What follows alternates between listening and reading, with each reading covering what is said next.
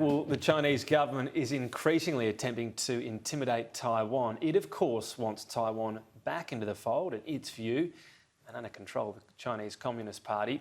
Will it ultimately come to some sort of conflict, albeit more likely years away? Joining me live now is Peter Jennings, Executive Director of the Australian Strategic Policy Institute. Thanks for your time. Thanks, Tom. This is the last traditional outpost, if you like, of Communist China.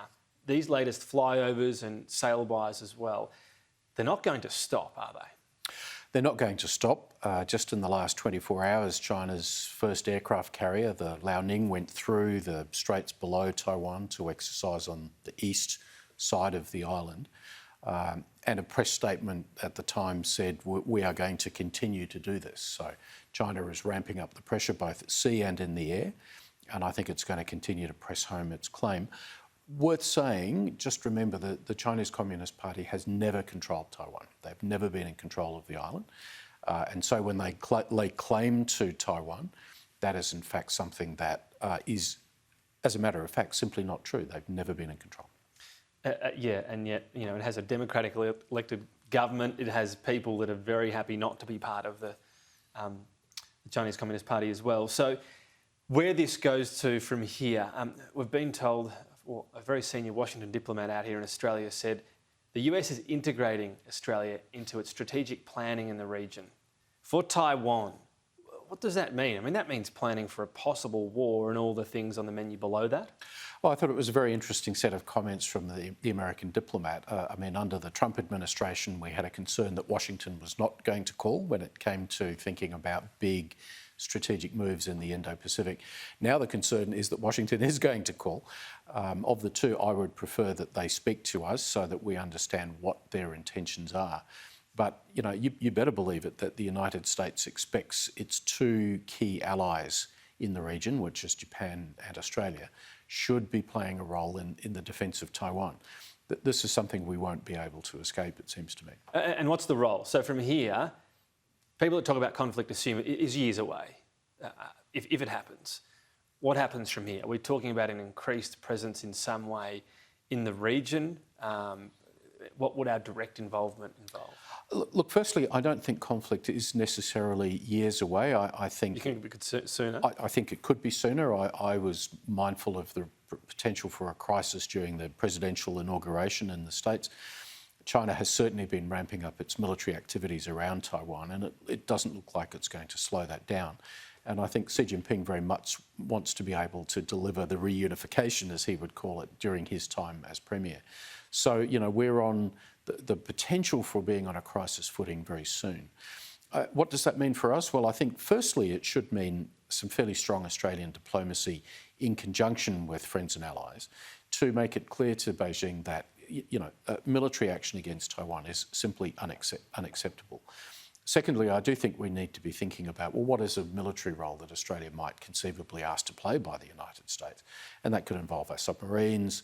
It could involve trying to lift the threshold of risk for China to operate around Taiwan, all of which is difficult and dangerous, but that's what defence forces are there for.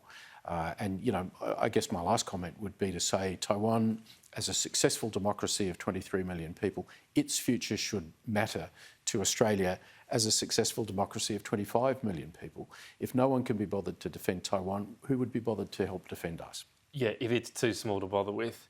When you talk about that option of, submarines in the region, increasing that that degree of difficulty, if you like, or what would cost China on conflict. I mean, I'm just thinking of how much skin we lost out of insisting there'd be an inquiry into COVID. If that becomes our formal role, presumably our ties with China are going to be in a dire state. Our ties with China are in a dire state. More dire. And will get more dire. And I think it's important to understand that's not because of us, that's because of the behaviour of the Chinese Communist Party and the sort of switch from what they used to call peaceful rise to wolf warrior, where they are now going to aggressively assert China's interests in the region. It seems to me that, you know, if Australia is going to stand up for its democratic interests, we will find ourselves clashing against China on a regular basis. And the trick over the next few years is to keep that at the diplomatic level rather than to slide into military conflict, which will be China and the region But I mean, as a whole. we won't have a huge say in whether it gets to that level. It's more presumably around China's action, the US reaction, and where we go from there.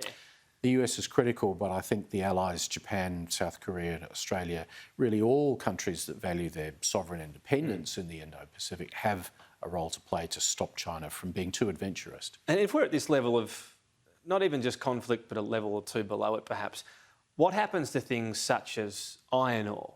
We make a shed load of money out of it.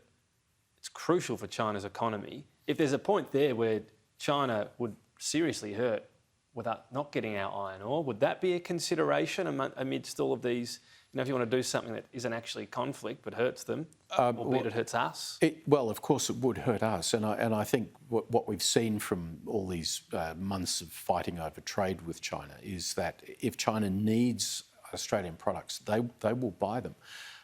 So I don't see iron ore as necessarily being a problem in the short term, but if you take a 5 to 10 year look, I think China will be working as hard as it can to diversify its own sources of supply. It's already got its eye on that. Away from this nuisance of Australia. And so, you know, our iron ore producers better understand that the longer term future for them is going to be less access to that Chinese market. Now, would we hold back iron ore in order to punish China? Maybe. It would depend on the strategic circumstances at the time, and I think we'd have to be in a more difficult situation even than the one we're currently in. And just finally, we've got a new Defence Minister. This is clearly a big challenge for Peter Dutton, the region. Do you see that appointment as significant? Obviously, there were political reasons for a reshuffling of themselves, but do you see it as a more hawkish tone? Look, I think Peter Dutton is someone who's going in to make a difference in the portfolio, and that's kind of been his characteristic as minister. And he's got a big menu of things to choose from if he wants to do that. Clearly, I think the number one problem for the minister is the state of security in our region and the risks which are being presented in the short term, and what role can Australia constructively play in that to stop things getting worse. Beyond that, there's all of those massive equipment projects, the submarines, the frigates. Dutton needs to be satisfied that those projects are going right. Does that mean possibly really delving in and say, are we sure these subs are the right ones for us, given... I mean, once upon a time it was viewed as something that helped win a seat or two in South Australia. That'd be a crazy reason to keep a project going, given the importance of it. Yeah, we're way past that phase now, and what he has to concern himself about is that they are going to be delivered and that they will have the capabilities they can be delivered. And more important than the future submarines, what can we do with our existing submarines to make them even more capable? That is, I think, the number one equipment challenge that Dutton faces. And, you know, having assured himself that it's going right, if that's correct, he then has to own it. He has to do what previous governments have failed to do, which is explain it to the Australian people in ways that they can understand, to understand why it's important that we should be spending $90 billion, for example, on a future submarine that we won't see for 14 or 15 years. Or whatever the latest price tag is. Peter Jennings, thanks for your time today. Thank you, Tom.